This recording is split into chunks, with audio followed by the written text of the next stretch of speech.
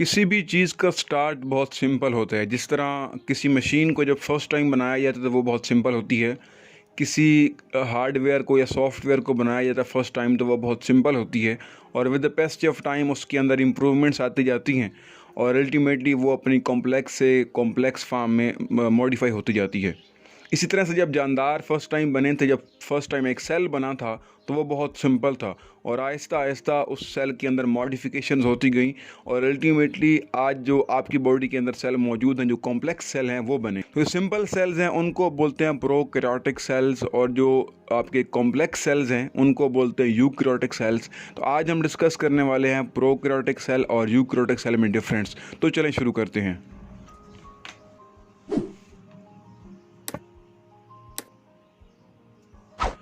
ऐसे तमाम जानदार जिनके अंदर प्रोकैरियोटिक सेल होता है उनको आप प्रोकैरियोट्स कहते हैं। फॉर एग्जांपल बैक्टीरिया है, आर्कियोबैक्टीरिया है, ये तमाम सेल्स पुराने हैं, ये प्रोकैरियोट्स हैं। और ऐसे तमाम सेल जिनके पास यूकैरियोटिक सेल्स होता है उनको आप यूकैरियोट्स कहते हैं। जिस तरह ह्यूमन बीइंग्स हैं, आपकी बॉडी के तमाम सेल यूकैरियोटिक सेल्स हैं। प्लांट्स के अंदर, फंजाई के अंदर, बाकी जो प्रोटोजोआ, अमीबा, पैरामीशियम वगैरह सारे हैं, जिनके पास न्यूक्लियस प्रोमिनेंट नज़र आता है, ये तमाम के तमाम यूकैरियोट्स हैं और उनके सेल्स यूकैरियोटिक सेल्स हैं। जो सबसे पहला डिफरेंस है वो है इनके अंदर न्यूक्लियस की प्रेजेंस का। आप इनके नाम को ज़रा गौर से देखें तो प्रो का मतलब होता है पहले, बिफोर, और कैरियन का वर्ड यूज़ होता है न्यूक्लियस के लिए।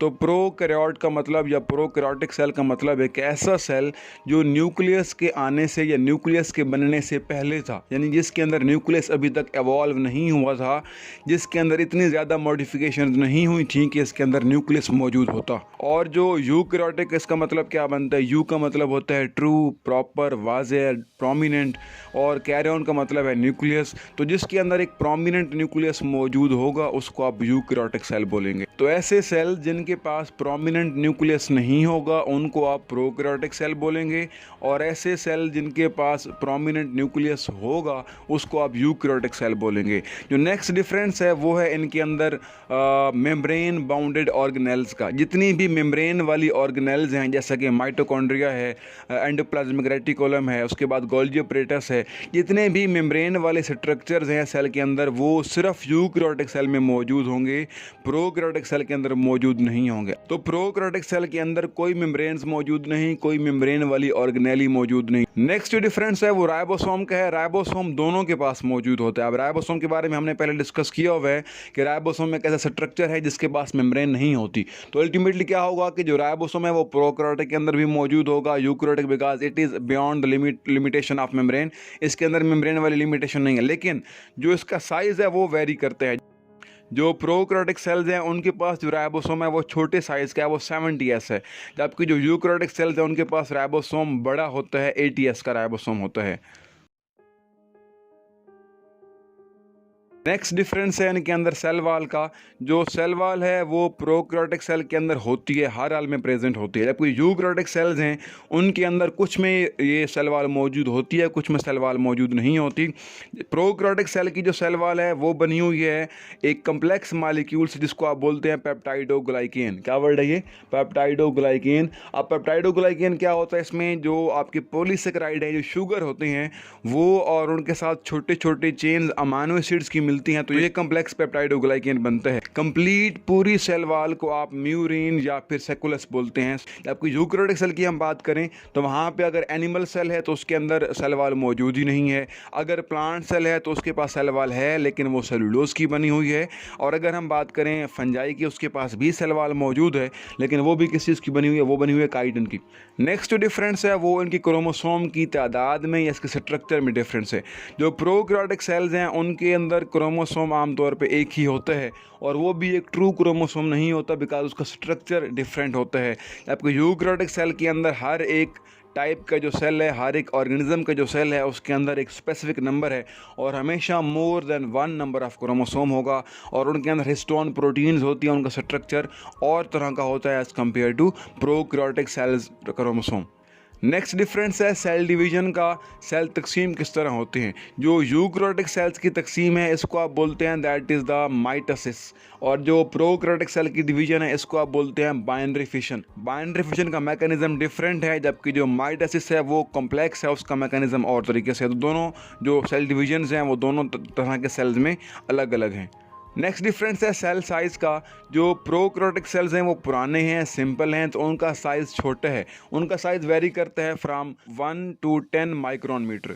जबकि जो यूकैरियोटिक सेल्स हैं वो बड़े होते हैं, उनका साइज़ आपको मिलता है 10 to 100 माइक्रोन मीटर। जो ट्रांसक्रिप्शन है, ट्रांसक्रिप्शन क्या होती है, जो क्रोमोसोम है उसके पास डीएनए मौजूद है, उस डीएनए की मालूमात को फिर आप कॉपी करते हैं मैसेंजर आरएनए की शक्ल में। ये हमने राइबोसोम वाले टॉपिक में थोड़ा बहुत डिस्कस किया था, तो मैं सिंपली बता रहा हूँ कि डीएनए से आप क्या बनाते हैं, आप मैसेंजर आरएनए बनाते हैं, और इसको आप बोलते हैं ट्रांसक्रिप्शन। जो प्रोकैरियोटिक सेल की ट्रांसक्रिप्शन है वो साइटोप्लाज्म के अंदर होगी, बिकॉज वहाँ पे कोई न्यूक्लियस नहीं है। लेकिन यूकैरियोटिक सेल के अंदर चूंकि न्यूक्लियस मौजूद होता है और न्यूक्लियस के अंदर क्रोमोसोम मौजूद है, उसके अंदर डीएनए मौजूद है, तो वहीं पे उसकी ट्रांसक्रिप्शन होगी। यूकैरियोटिक सेल की transcription with in the nucleus होगी, जबकि जो प्रोकैरियोटिक सेल है उसकी transcription with in the cytoplasm होगी, क्योंकि सारा मटेरियल न्यूक्लियस वाला साइटोप्लाज्म के अंदर फैला हुआ है। अब अगर पेपर में ये क्वेश्चन आ जाता है एज ए लॉन्ग क्वेश्चन, तो आपको 1 by 1 इनके डिफरेंस लिखने पड़ेंगे। अब आपके पास इसके डिफरेंट तरीके हैं लिखने के।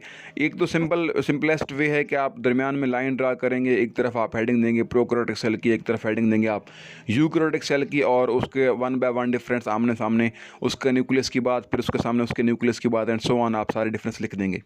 एक ये मेथड है। एक ये मेथड है कि आप जो है वो हर डिफरेंस को अलग अलग लिखें, यानी कि पहले आप ऊपर जो है वो हेडिंग देंगे, डेफिनेटली हेडिंग आपकी बड़ी आ जाएगी difference between prokaryotic cell and eukaryotic cell, और फिर उसके बाद आप दरमियान में छोटी सी एक लाइन ड्रा करेंगे और उस लाइन के ऊपर लिखेंगे न्यूक्लियस, और उसके बाद आप लाइन के दाएं तरफ आप एक सेल के बारे में और बाएं तरफ आप एक सेल के बारे में लिख देंगे।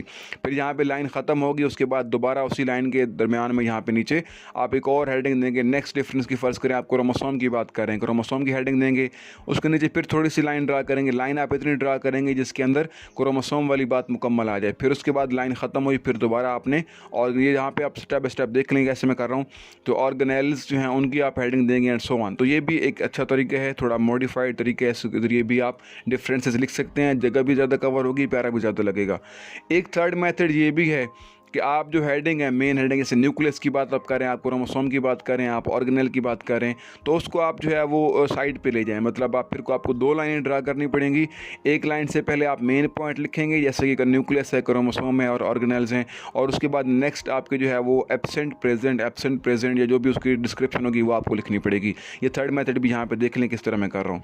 तो तीनों तरीक़ों से आप प्रोकैरियोटिक सेल का और यूकैरियोटिक सेल का डिफरेंस लिख सकते हैं, और इस तरह आपको अल्टीमेटली 10 डिफरेंसेस इनफ है। मैंने 10 बता दिए यहाँ पे, तो होप्स हो कि आपको चीज़ें क्लियर हुई होंगी।